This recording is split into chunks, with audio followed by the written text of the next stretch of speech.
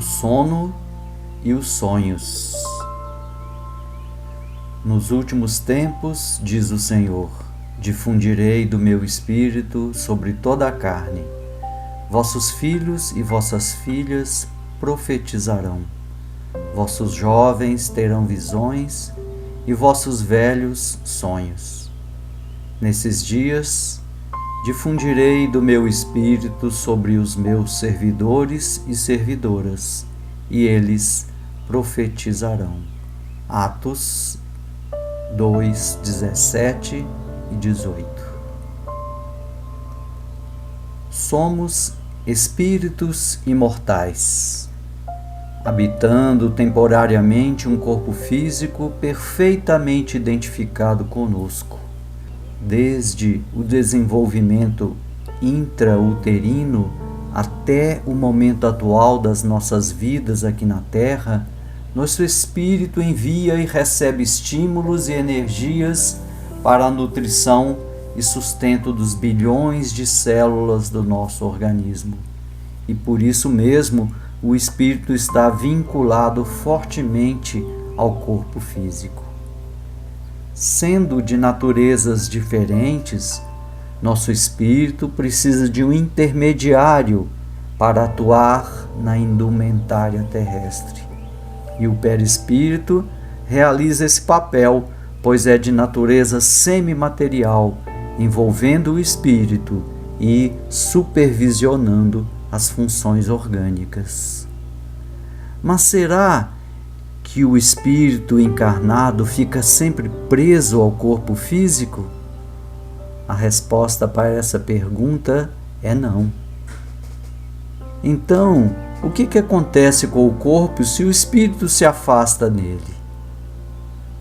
Normalmente, esse afastamento ocorre durante o sono, e durante esse período ocorre um afrouxamento dos laços que prendem o espírito ao corpo e recobramos as nossas faculdades que até então estavam limitadas no estado de vigília. E então, recobrando as nossas capacidades, sonhamos. O espírito encarnado aspira constantemente à sua libertação do envoltório material e durante o sono adquire maior potencialidade e pode colocar-se em comunicação com outros espíritos. Lembra-se do passado e algumas vezes prevê o futuro. Citamos o sonho profético do faraó do Egito em Gênesis 41, onde viu 7 vacas gordas e 7 vacas magras. E José do Egito interpretou o simbolismo do sonho como sendo anos de fartura e de escassez. Falamos sempre que tive um sonho estranho, horrível, fantasioso, porém pode ser uma recordação dos lugares e das coisas que vimos ou veremos. Não esqueçamos que o desprendimento do sono físico vulgar é fragmentário e que a visão e a audição peculiares a nós encarnados se encontram ainda de maneira muito restrita. No livro Os Mensageiros, Aniceto, o mentor, e André Luiz acompanham o caso de uma jovem senhora, Nieta, e ela é consolada pela avó trabalhadora do nosso lar, pois estava sofrendo muitas calúnias. E a avózinha dizia que a calúnia é uma serpente venenosa, mas que ela deveria compreender e seguir adiante, e ofereceu-lhe uma flor espiritual. Quando acordasse, diz Aniceto, estaria mais conformada, de bom ânimo, e só se lembraria que sonhou com a avó num recinto com várias pessoas e que viu uma cobra quebrar-se e transformar-se em uma flor. Na verdade, toda vez que dormimos, afastamos temporariamente do corpo, mas ficamos ligados a ele através de uma espécie de cordão fluídico que só se desfaz com a morte. Os espíritos superiores, desprendidos do corpo, vão trabalhar no mundo espiritual, retomar suas obras inacabadas, vão receber aulas dos instrutores espirituais, irão se beneficiar e também ajudar ao próximo.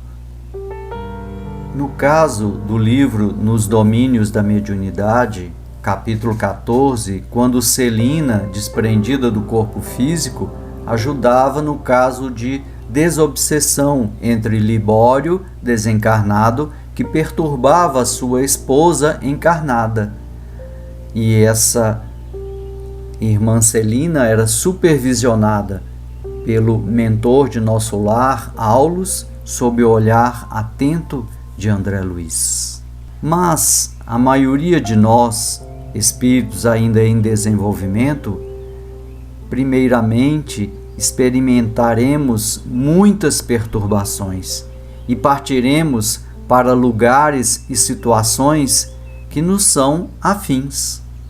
Pois onde estiver o vosso tesouro, aí estará também o vosso coração, disse Jesus em Lucas 12:34. O que vai nos chamar mais a atenção no mundo espiritual?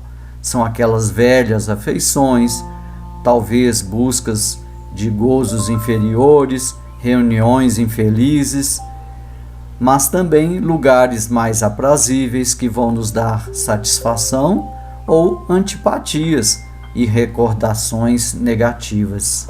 Mas sempre deveremos ter cuidado, pois o que realizamos aqui na Terra, certamente estaremos buscando no mundo espiritual. Mas nem sempre lembramos dos nossos sonhos, ou só lembramos parte do que vimos. E dizem os espíritos que é porque ainda não estamos plenamente desenvolvidos e nossas faculdades ainda são limitadas. Nos lembramos quase sempre somente da perturbação que nos toma conta na hora da partida e no regresso do corpo físico. E, claro, acrescido do assunto que nos preocupa quando estamos despertos.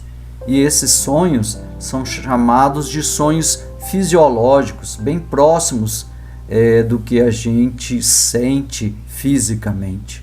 E normalmente, quando temos sonhos estranhos, confusos, cheios de incoerências, de lembranças incompletas, truncamentos de mensagens, frases, símbolos, fragmentos assim sem nenhuma significação racional, é o que a gente considera de um sonho psicológico, como falou Freud, o seu conteúdo manifesto. E nesses casos, claro, podem ser uma manifestação do nosso inconsciente. E o conselho é anotar em um caderno esse sonho, para que a gente possa analisar e se conhecer melhor através dessas análises. O sonho também pode ser fruto da nossa imaginação. Sempre que uma ideia nos preocupa fortemente, tudo que vemos se nos mostra ligado a essa ideia. E sonhar com pessoas que já morreram? Esses sonhos podem ser encontros com espíritos de nossa relação, entes queridos que podem nos dar avisos. E aí, quando acordamos, isso pode aparecer de forma como intuição, impressões sobre determinado assunto, sobre um determinado acontecimento ou sobre uma determinada pessoa. São chamados os sonhos espirituais. Podemos sonhar até em um cochilo? Sim, desde que haja prostração das forças vitais, o espírito se desprende. E até podemos ouvir vozes de espíritos que desejam falar conosco. Como exemplo, no livro Há 2000 anos, Públio Lentulus, em um pequeno cochilo, começou a sonhar e recordou-se de uma encarnação passada, quando conspirou contra o imperador Cícero. O espírito se acha preso ao corpo, qual balão ao poste.